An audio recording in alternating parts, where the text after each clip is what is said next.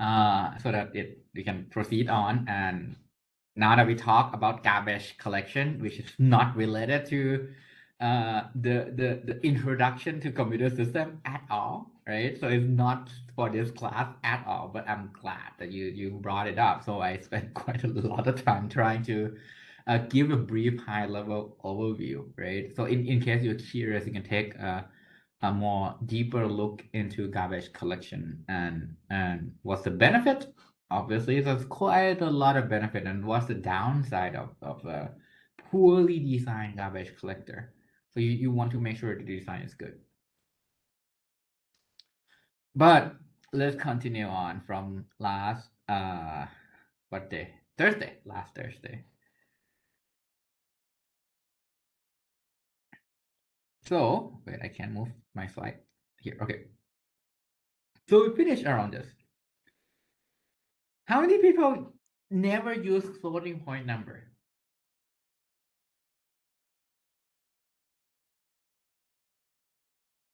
Wait, you never use it? Come on, you're trolling me. Everyone have used it before. How should I? So let's say I have to design let's say I have to design a floating point number. How would you go about designing that? So what's the simplest thing we can do to represent negative number?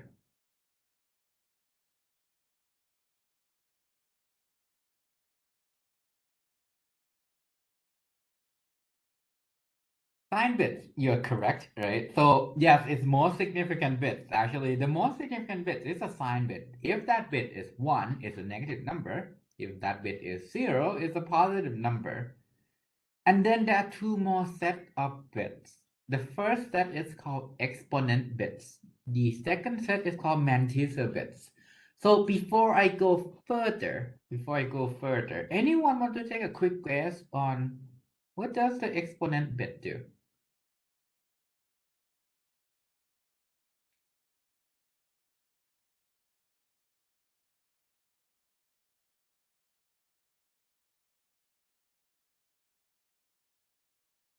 It determines how many, well, it actually just multiply by a certain exponent, right? So let me put it this way. Is your number, right? You'll be dictated by your sign bit. Multiply, right? But whatever is the representation of your exponent bit, multiply by something that will involve the bit. Notice it's a multiplication. You multiply things. Your final value will be the result of I multiply these things together. So now let's dive into how do I do that. So in the 32-bit format, it's a 32-bit floating point format. And this is basically what would happen when you declare a float, right? A double would be 64-bit, but let's go with float for now. There'll be 8 bits exponent, 32 and 1 sign bit. The value of the exponent, whatever you're gonna multiply here, whatever the value goes here would be 2 to the e 27. E is the value of the exponent bit. E is the of those 8 bits. So what's the range that I can go between 0 to what if I have 8? So what's the range of E? I have 8 bits for E. So what is the smallest number E can go, and what's the biggest number E can go? I have 8 bits. What's the smallest number? What's the smallest number I can represent?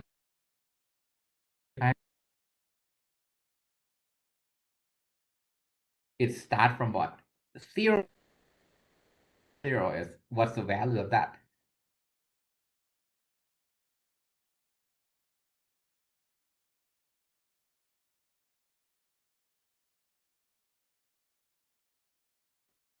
Come on. What's the value of 0, 0, 0? 0, like everything 0. What's the decimal value of that? 0, right?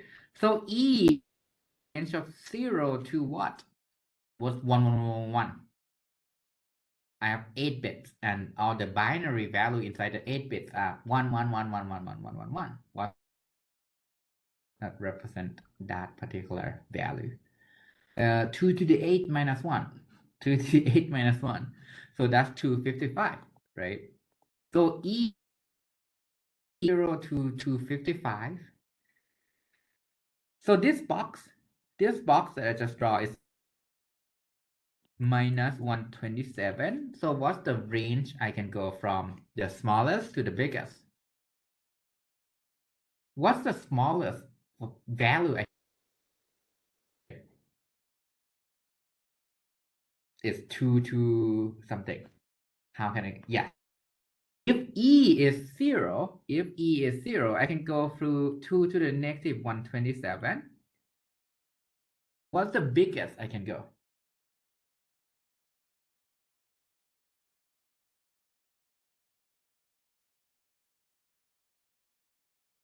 Is 128 actually. It's 255 minus 127, so it's 2 to the 128. So let me ask you the first question. Floating point has a really big range. I can go from the positive max to something really small, like close to 0. Right? Because if I set my x 128, I just multiply by the Mantissa. By default, it's already something really, really big, right? So are we clear on the exponent bit? Any question about the first part, the exponent bit?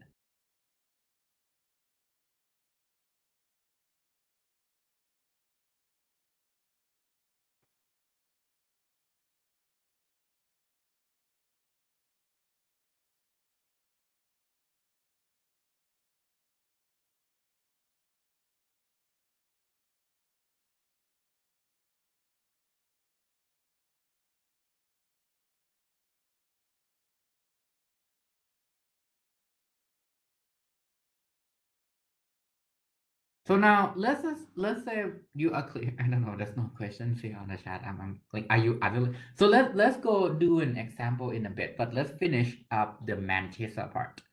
So how do you compute the Mantissa value, which is m here?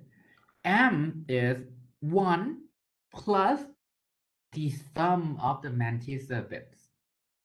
How do I calculate that? This is basically 1 plus the 23rd bit of the Mantissa bits, B23, multiplied by 2 to the negative 1, plus B22 multiplied by 2 to the negative 2, plus blah, blah, blah, blah, blah, right? So basically, if you look at the Mantissa bit, it's basically a collection of what? 1 plus 1/2 plus 1/4 plus 1/8. If the bit is 1, you add the 1/2 or 1/4 or 1/8 in. If the bit is 0, you skip that. Now, let's actually go through some example to make it more clear. So here, let's say I want to represent, yeah. So I think this is we're gonna be way more clear. I want to represent the number 1.5. What is 1.5? 1.5 is basically 1 plus 1/2, right? Are we all agree on that?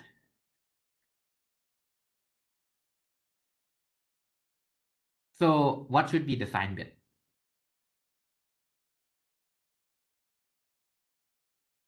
Sign bit should be 0. Okay, correct.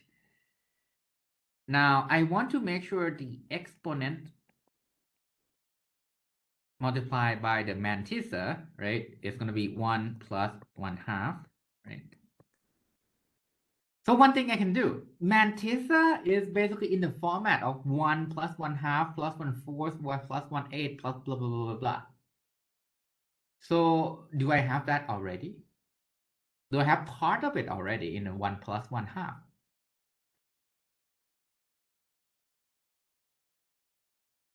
I want the total value to be 1 plus 1 half, right? So if I can somehow make the exponent become 1 multiplied by 1 plus 1 half, I will get what? What's the value of this? 1 plus 1 half multiplied by 1. 1.5. Yes. So I want to make sure 2 to the e minus 127 equals 1. So I'll be all at least here with me on that. I want 2 to the e multiply minus 127 equals 1. So what should the value of e be? 127, yes. So your exponent bit is going to be 127 or 0, 1, 1, 1, 1, 1, 1, 1. Right? Are you all with me at least on this?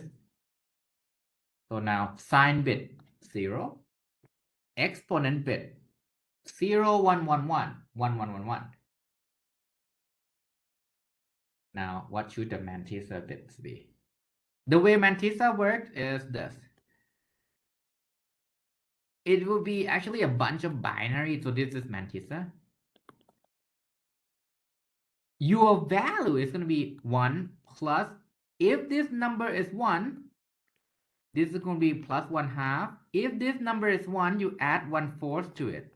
If this number is 1, you add 1/8 to it, and so on and so forth. So what do I want from this whole combination? Do I want 1 plus 1 half plus 1/4 plus 1/8? Or do I want 1 plus 1 half plus 1/4? Or do I just want 1 plus 1 half? The m bit actually is just 1 and the rest are 0. So 1 here is being added by default. By default, you add 1 to it. And the rest of the Mantissa dictates, do I add 1 half? Do I add 1/4 to that as well? Do I add 1/8 to that as well? Depending on what part of the Mantissa bit gets the number 1. So in here, I just want 1 half added, right? I just want 1 half added. So I need to flip the bit, the leftmost bit to be 1, the rest are 0, because I don't need 1/4, I don't need 1/8. So in here, your Mantissa bit is going to be 1, 0, 0, all 0. Any questions? Because of great question, great question. Great question. Can you represent 0 in floating point?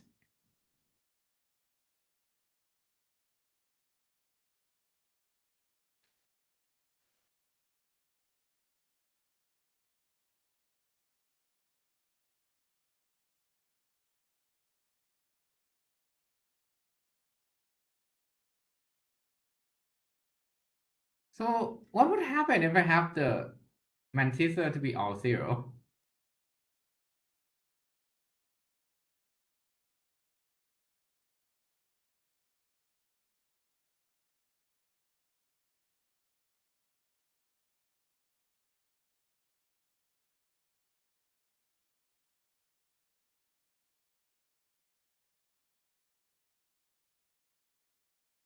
So the reason why this is such a great question is if you look at this combination, can I get the absolute 0?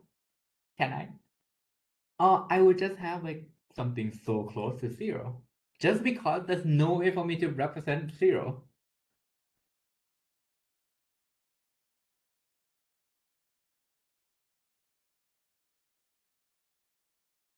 Yeah, yes. Unless the floating, like the special floating point format dictates that if you see this bit pattern, that's all 0. It means that I cannot represent a flat 0. I can get to a number really close to 0, but I can't represent 0. Are we all with me on that?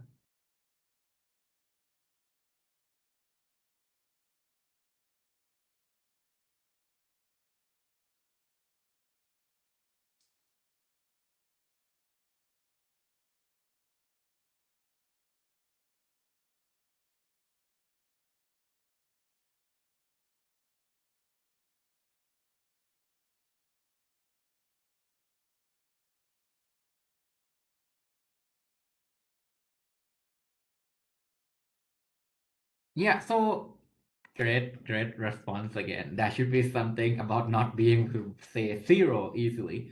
So depending on how you want to address it, right? One way you can address it is, okay, that number is going to be really small enough and you want to do any operations on that, it's not going to grow that far from zero. But another way you can handle that is to have a special pattern that represent a positive zero and negative zero in floating point. Depending on how you want to fix this problem. Depending on how you want to fix this problem. So is it more again, think that you are these like you are think put in engineer hat and say you control the computer. You can put and pitch design. IEEE 754 is not the only format that you can work with. You can pitch your own design.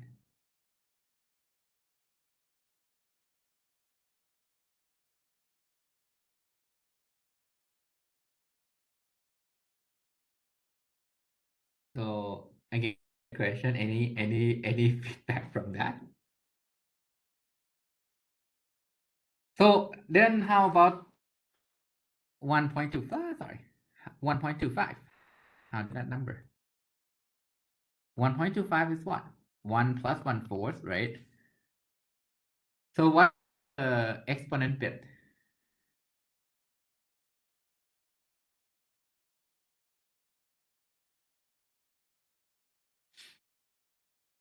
What should the exponent bit be?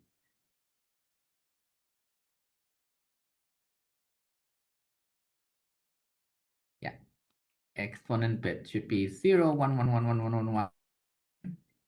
Right, I missed 1, 1. How about the Mantissa bits?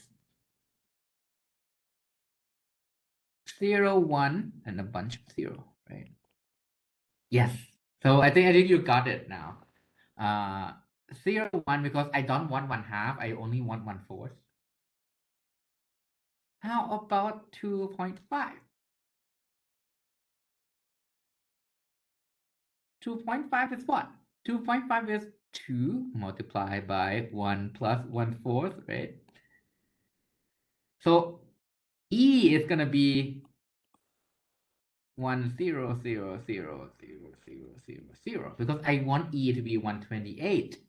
Then Mantissa bits looks the same. How about 10? 10 is 8, 1 plus 1/4, right?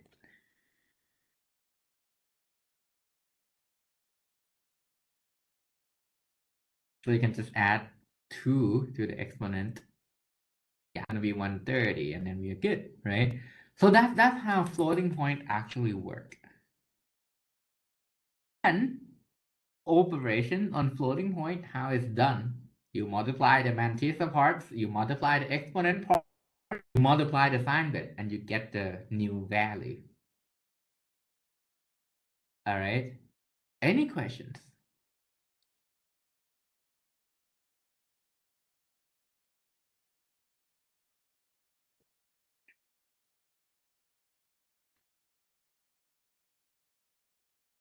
Then last week I was planning to cover this as well because this is something that we used to cover this in another class before you take this system programming, right? But that class is exist anymore. So this is basically something that I'm gonna cover because you need to know how operation in binary work. How do I add to binary number?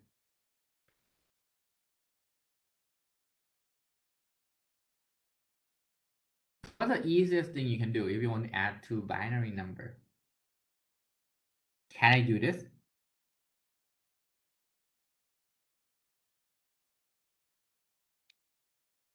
Binary to decimal, add them together, convert it back.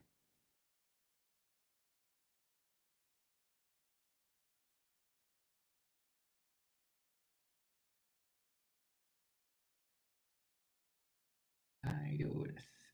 Can I?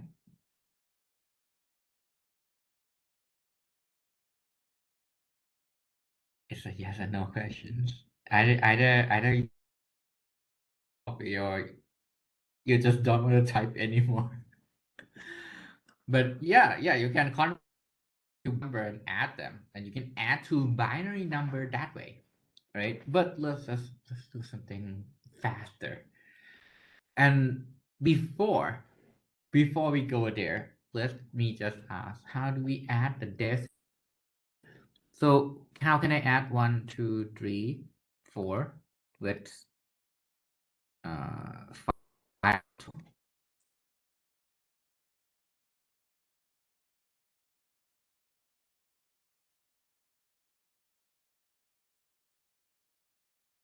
Sorry, it's mosquitoes. How do I add? Yeah, you add each digit, right? And if it's greater than 9, that becomes a carry. And the digit. But fundamentally, why does it work? 1, 2, 3, 4. What? 1 multiplied by 10 to the 3 plus 2 multiplied by 10 to the 2 plus 3 multiplied by 10 to the 1 multiplied by 10 to the 0, right? 512 is by 10 to the 3 plus 5 multiplied by 10 to the 2 plus 1 multiplied by 10 to the 1 plus 2 multiplied by 10. So can I group each 10 to the something and I just add whatever digits that goes there? Mathematically, can I do that?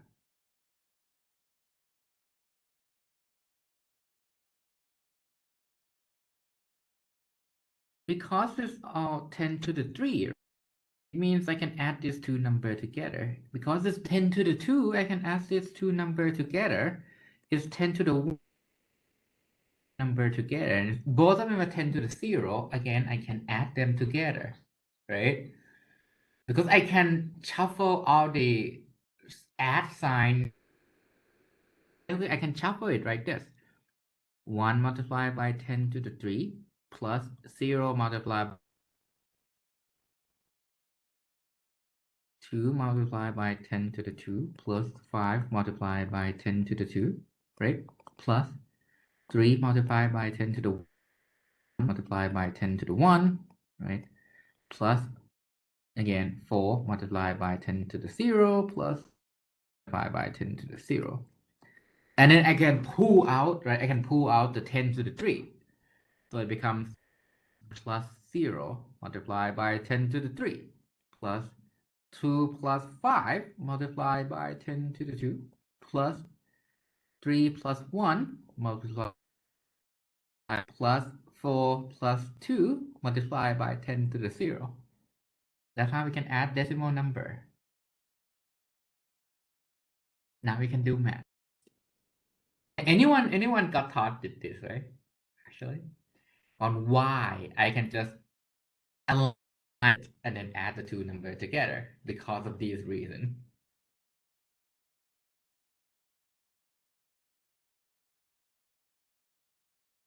So is this a correct way to add the decimal number? I know it's a really basic question. You might be wondering why you're asking this, but all the add operations, I can do this.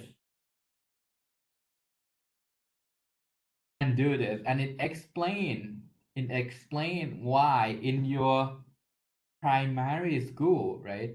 Why you add the decimal number this way. So let me ask you the next question. Can I apply the same techniques on binary number?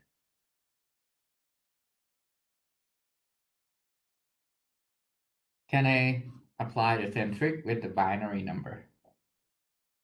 Yes, we can, right? Because everything is basically now you change text to something, the rest goes the same way. So can I also do this with a hexadecimal number? Can I?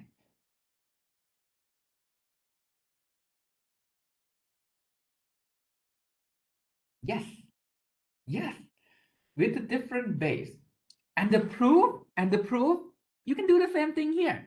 And you will see that if I'm on, I can always align the digit and add them together. Because it's a properties of add, I can regroup things and then I can pull out the base, the 10 to the 3, 10 to the 2, 10 to the 1, and you just ended up with just those digits being added, right? So we can apply the same trick to the binary number. So let's say I have 1011, 1101. I will just add the digit. 1 plus 1 is what in base 2? Is 1 0, right? So it's 0, you have carry, you plus 1 here. 1 plus 1, again 0, you have to carry. 1 plus 0 plus 1 is 0, you have to carry here. 1 plus 1 plus 1 is 1, and you have to carry over here. So it's going to be 1 1 0 0 0, right? And again, the proof the same way as what I just showed you earlier. And you can apply the same trick for hexadecimal number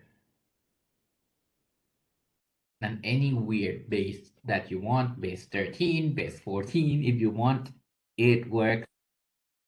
It works the same way. Beauty of math and its properties that you might not have realized that prove something basic that you learned in primary school, right? And for those who was taught this way before, I love to be explain something that are really primitive, right? With a proper explanation, expand your understanding of and to be honest, appreciation, right, of the math and science. Subtraction works the same way. So what is subtraction? What does a minus b really mean? Can I rewrite a minus b into some other format? Right? This is addition with just a plus negative b. So it works the same way, right? You can write it as minus b plus a minus b minus a in parentheses. Put it on the chat are all correct, right? So again, beauty of all the properties of these type of operation, addition, subtraction, multiplication kind of works the same way too, right? Similar to the decimal number, I can binary 101 multiplied by 10. How do I do that? 0 multiplied by 1, 0. 0 multiplied by 0, 0. And then for this 1, you add 0 here, right? And then it's 1, because you multiply 1 with 1, you get 1, 1 with 0, you get 0, 1 with 1, it's 1. So you add them to 0, 1, 0. You can do the multiplication the same way as but in binary. All right. So here, then any question before we Boolean algebra?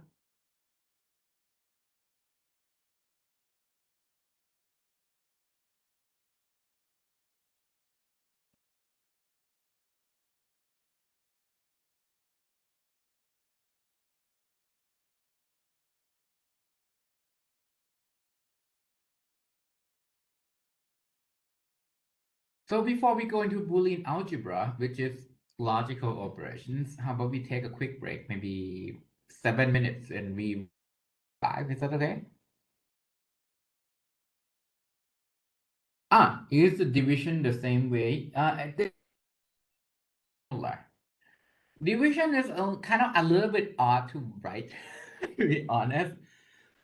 What I would do for the division, and in all honesty, convert to decimal because it's actually pretty easy to convert to decimal and do the division in decimal because my brain works faster that way and then convert back to binary. But yes, it also worked with base, like similar in a similar fashion with base 10. because division is again is multiplied with the 1 over something, right? So at the end, you just need to kind of reimagine the representation of the binary, and it would work the same way. Again, I would actually convert to decimal. Brain was being taught since I'm really young, right, on how to do base 10 division. It happened to be faster, but great question as well. All right, so let's take 5 minutes. We will resume at 3:05.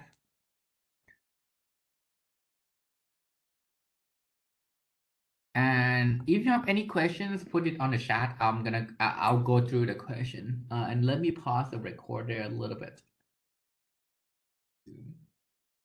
All right, this is a great question during the break that explain why does multiplication in binary work. And what I just did was I break it down saying, okay, I want to multiply these two numbers. I'm sorry. I want to multiply these two numbers together, 101 with 111, right? And 101 can be written this way.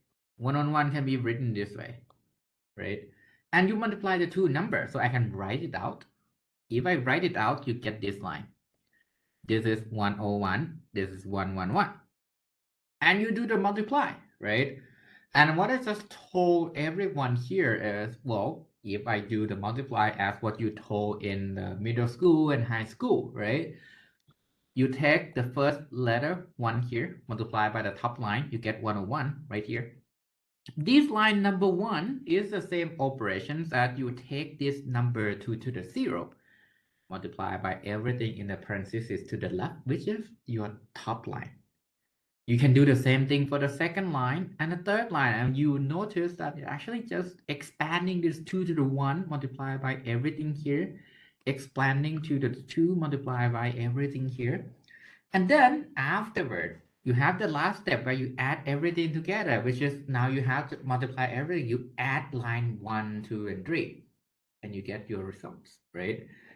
So it again follow math equation that I just listed out. Also awesome comments about I've been using calculator for the last 5 years, and it worked too, right? I think one thing that many universities should assume is that when you go and work on your job, right, you're gonna have more tools than my generation. My generation is also going to have more tools than the generation like 20 years ago, right? So if you know how this works, great. And I really want to make sure you know how this works. Like what's the explanation behind it? But feel free to use calculator. I mean, I don't care as long as we don't go into the end of the world, right? You're gonna have better and better tools coming out. If you go actually run into the end of the world with like global warming or whatever, then maybe you want to know how this actually works without the calculator. Um, but yeah, hopefully this uh, explain it. And yeah, actually the internet actually helped with a lot of the additional explanation that you can get, right? And one thing I really want you to actually take advantage of is because when you're enrolled in a university like MUIC, right, you actually have a close relationship with everyone who's teaching, like Ajahn Kanat, Ajahn Sansern, Ajahn Piti, and myself, for example, right? So you have anything you're curious about, ask us. Worst come to worst, I'm gonna tell you where to look, right? Because internet is really expansive and wild, right? So sometimes things that are being explained there, you need to figure out, can I trust that or not, right? How many people get confused when you go look at Stack Overflow and you see 5 different answers to the same question? Is that a realistic scenario? I got that all the time, right? How many of you run into that? You try to get the answer to your assignment on Stack Overflow, and you see 5 different answers. So I think the thing that I want you to take from university education is you need to be able to tell which one, how does each of these work, and which one should which answer would work best in my situation, and why does it work, right? The why does it work actually is really important because it allows you to build on top of the answer, right? And yeah, we are here, ask us. um, yeah, so Stack Overflow is awesome, but know why things work. It's gonna make you a lot stronger as a programmer. Yeah, but once you know how things work, right? Stack Overflow answer can be a good guideline on, okay, these are possible library that you can call, or these are possible approach to your questions, and you adapt it to your own scenario, right? Okay, so Boolean algebra. Basically, the basic is 0 is going to be false, 1 is going to be true, and you want, now it's a logical representation of the value. So it's going to be true and false, right? For example, you can write a truth table. The truth table basically is a table that represents all possible results of a Boolean algebra given the inputs. And some of the inputs and the operations can be and, or, not, x, or, nan, which is not and, nor is not or. So let me give you an example, right? I can say, what should I say? Can someone x, or, yeah, x, or, x, or is called exclusive or. It means that true x, or false is gonna be true. False x, or true is going to be true, but if I have true x, or true, it's going to be false. That's why it's called exclusive or. That can only be one true. The rest has to be false in order for the result to become true.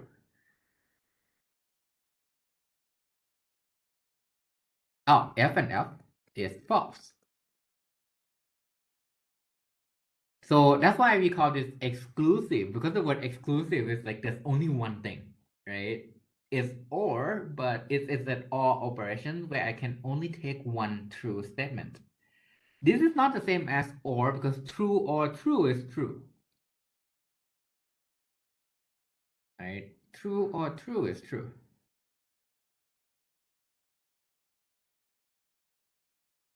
right? So, okay, that's fine.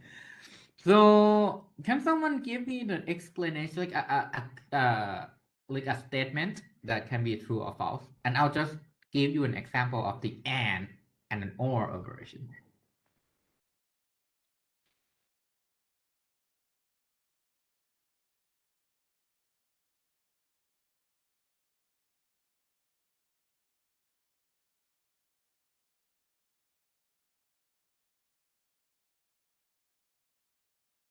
If x equal 2 or x equal 3, what does this mean, actually? So what does this mean? If x equal 2, well, let's cut the if out, actually. So if x equals true, 2 is true, what does the whole statement, what's the result of the whole statement? Is it true or false? If either of them is true, it's going to be true, right? If either of them is true, it's going to be true. For example, I can say something like, if a cat is cute, right? It can be true or false. Or, what should I do? Midterm is tomorrow. So, what's the status of the first sentence statement? Is that true or false?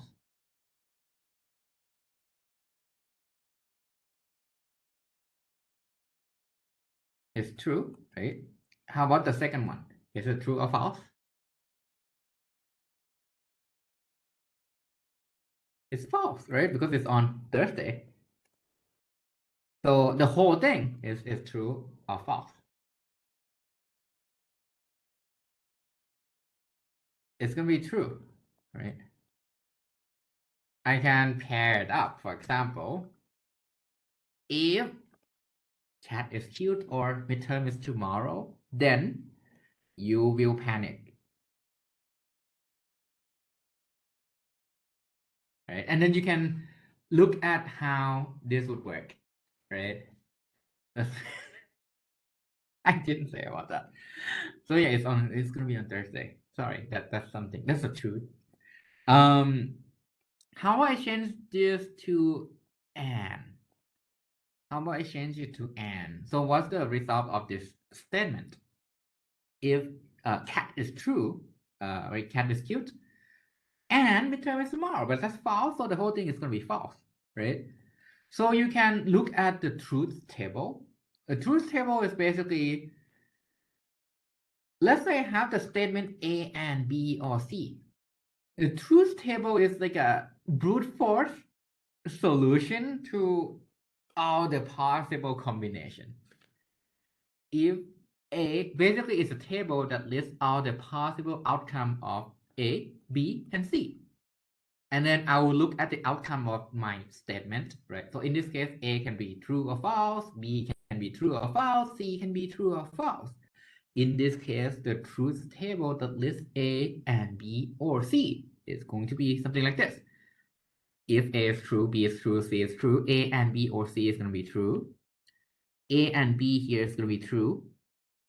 A and B or C in this case is still going to be true. How about the fourth one? Is this true or false? It's going to be false because A and B is false. C is also false, so you get false. How about this? True. How about the next one? False. How about the next one? True. And then the last one is false, right? So that's the truth table. The reason why I mentioned this is multiple things actually. We can use these tricks for like optimization in C when you go low level, right? If else statement, you can kind of expand it. And one thing about it is sometimes you have if else statement and you miss some of the cases, right? So let's say you have an if else statement that you cover these keys, the case where things are true, and you forgot you also covered this case, but you forgot this one particular case. What can happen to your code when everything becomes false if you forgot that?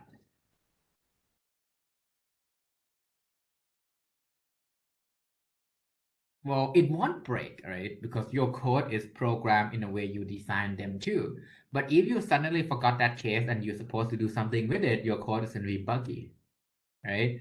So the truth table allow you to make sure that you don't have anything missing. The other benefit of that is when you design logic, when you actually design the hardware back in the day, not now. Nowadays, we don't do it this way anymore. It's so inefficient. But back in the day, you can actually use the truth table to help with your logic design. Because, surprise, your computer can be built from everything that consists of a NAND operation.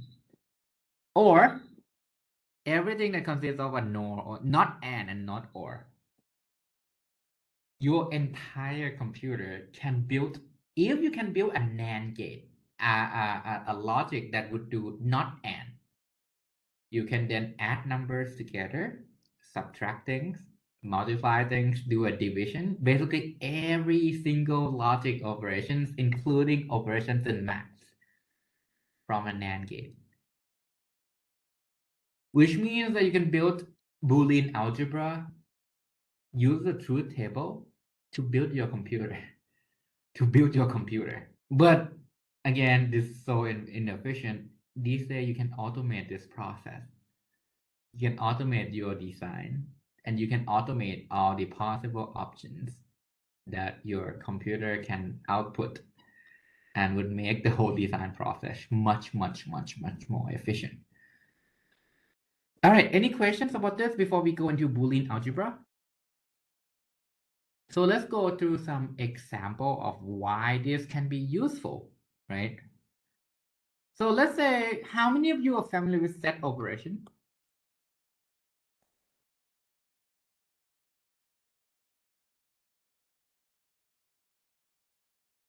The mathematical definition of a set?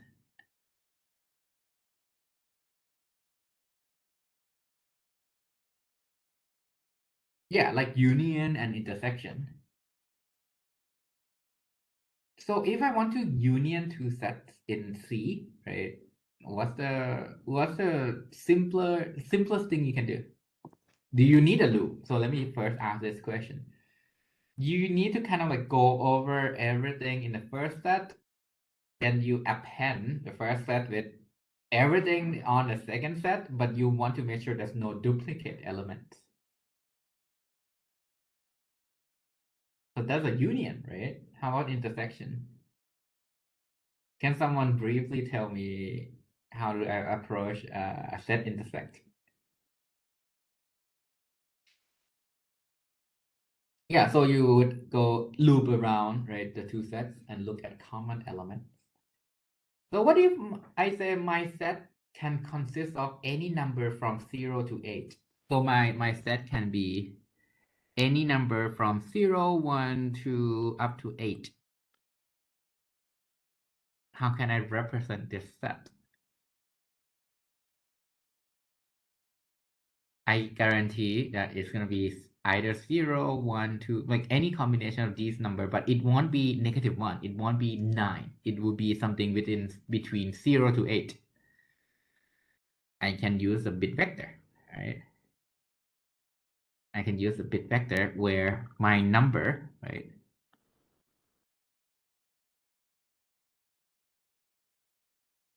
is just a binary number. It can be 0 or 1.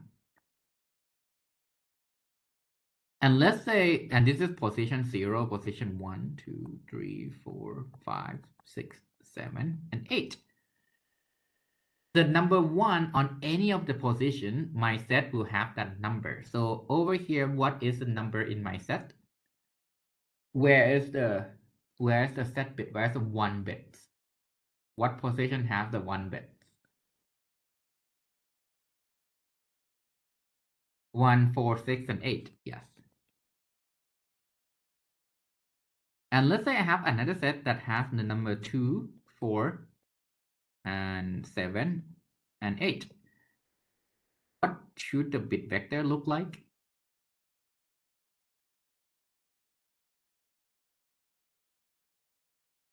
One, zero, zero, one, right? 0, 1, 2.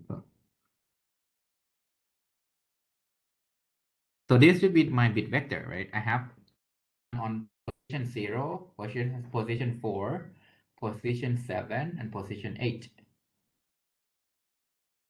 And represent my set using a bit vector, right?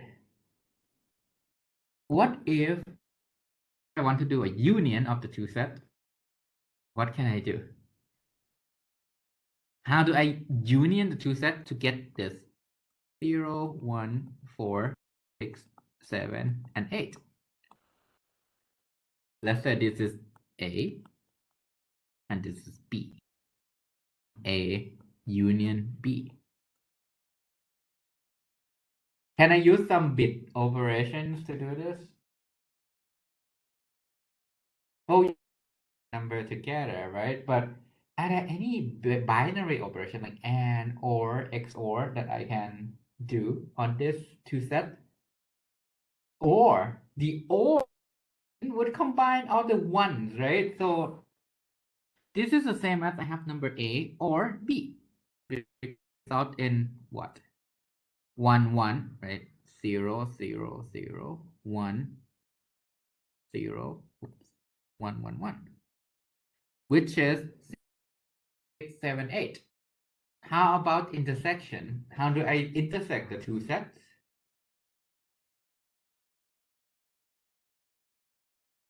the AND operation would give you the intersection of the two sets.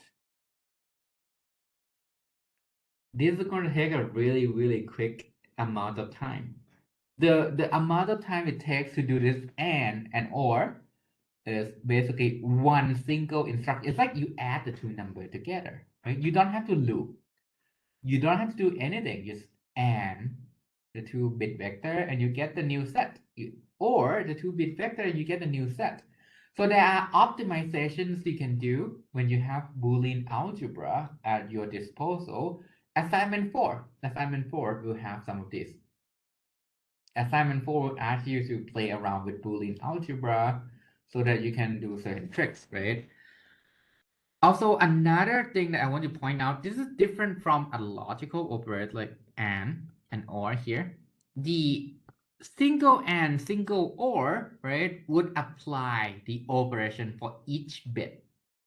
Each bit will be applied. So it won't treat the whole number as a true or false. You look at each binary value as true and false.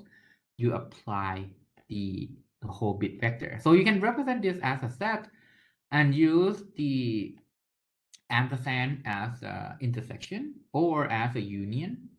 And XOR, which is this hat sign, is a symmetric difference. Basically, if the number exists in both sets, you don't count that, and you only count things that doesn't have the set bit.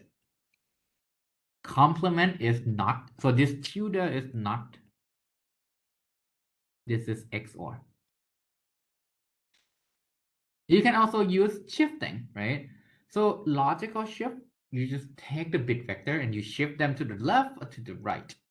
But arithmetic shift, which is basically the shifting that would done on your number in C program. So let's say I have A shift left by 1. You would preserve the most significant bits so that if A is a negative number, A shift left by 1 is still going to be a negative number. How do you do that? So let's say A is 1, 0, 0, 0, 0, 1, 0, 1, right? Because you have the sign bit, which is 1, you left shift by 1, you basically take this part, shift to the left, but you keep this bit. So it will be 1, 0, 0, 0, 1, 0. So that's going to be A shift left by 1.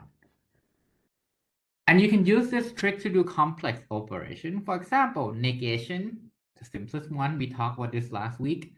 Negative n is not. Why does this work? Because you have 2's complement. The 2's complement format gives you this negation quickly, right? Addition, unsigned, you can add a 2 number, carry the bits can be discard. Sign addition, same operation as unsigned. The reason why it works is you just add unsigned version of A and B, will yield the result as B. The true sum will keep the overflow bit. The reason why this work in some architecture, like some computer, is they have a special register, a special variable inside the CPU that register that, hey, that's an overflow.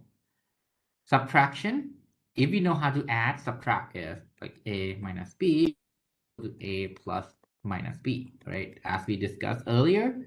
Now the fun trick is, what if I want to do multiply by the power of 2? This is easily done with shifting, right? So if I want to get A multiplied by 4, how do I do that? A multiplied by 4 is A multiplied by 2 to the 2, right? This is the same as I left shift A by 2. Why? Let's say A is 1, 0, 1. Let's say this is A. I say that A multiplied by 4 is going to be 1, 1, 1, 0, 1, 0, 0. Why does this work? What does the action of adding the last 2 zeros do to your number?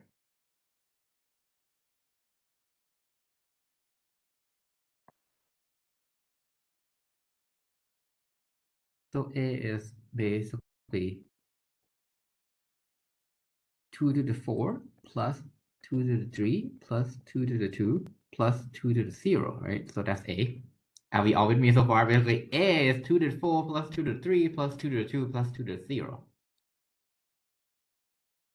A multiplied by 4 is basically A multiplied by 2 to the 2, right? That's 2 to the 6 plus 2 to the 5 plus 2 to the 4 plus 2 to the 2, which is the same number as this. The action of adding the last two 0, basically it means that I'm going to multiply my whole number here with whatever 2 to the n that is represented by those additional zeros that you just had. Yeah. It's 2 to the n. Basically, number of bits that you're adding, right, is as if you multiply by 2 to the n.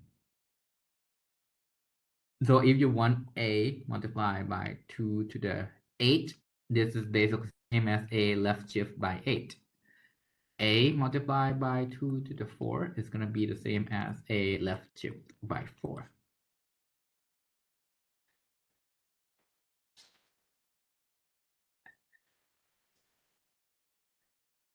Why is it? It is? Think why? Well, why does it work? First of all, left shift is base 2 only. It's quick, yes. Quick, you don't have to perform the multiplication. That takes a long time. In the CPU, if you have to multiply, it takes about 2 to 3 times longer than an add. Shift, that is really quick. Shifting is a really, really quick operation. But let's a little bit beyond that, right? Let's talk about some tricks.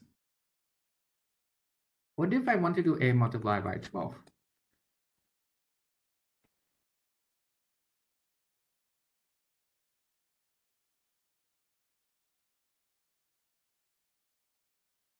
So let me keep this question as something that we'll answer. Can I do A multiplied by 12 without actually? Is that the case? Yeah, something actually it's something close to that. Um, I don't think it's and.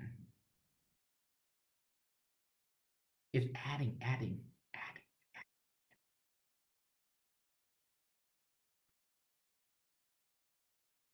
This is A, right, multiplied by what?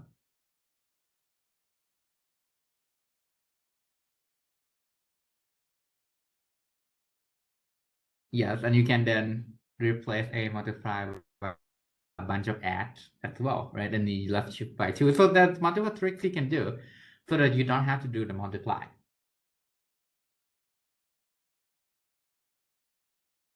Right? This is basically A plus A plus A, right? Shift left by 2. Now you don't have to do the multiply. There's even I think faster version than just doing this add to with multiply by 12. So keep thinking about that. We'll come back to this. Actually, I think that's an example when we cover x86. So we'll go to that soon. Don't worry. Now you can also do the division by the power of 2, because if shift left is multiplied by the power of 2, what would shift right do? Shift to the right is the division by the power of 2, right? You just do the logical shift to the right and you get division by the power of 2. This also works the same way. Basically, you take out the 2 to do something, right? This is basically the same as shifting right. One thing is when you have multiplication, don't forget that they can overflow. So you can multiply two numbers together, you go beyond what integer can hold. It gets too big. So if I have the integer where a multiplied by b and this overflow, a is a positive number, b is a positive number, but what would happen if this overflow? If I multiply the two numbers together and it overflow, what would happen? I can have two positive numbers. I multiply them together, I get a negative number because of two complements, right? So be careful. When you multiply two n-bit number, you get two n bits. Make sure that fits within your your data size, because the computer would just get rid of the extra more significant bits. Bit manipulation, again, all combinational logic, which is like addition, subtraction, multiplication, can be represented using and, or, and not. I have and, or, and not. I can represent everything, which also means that if I can build a NAND, right, a NAND gate or a NOR gate, I can then build an or, and a NOT gate from a NAND, a single NAND gate, like a multiple combination of NAND gate, which means I can build anything. That's actually go with like basically the reason why your computer works, right? It's a bunch of transistors that would perform something like a NAND gate or NOR gate, actually. So it also means that you can use and, or, and not to do anything. Any questions before I move on to the sample exam? I'll go through some example next week. But I want you, because we're almost over with the class today, right? I want you to, I want to make sure we cover the sample exam. Any questions for now before I switch to the sample exam?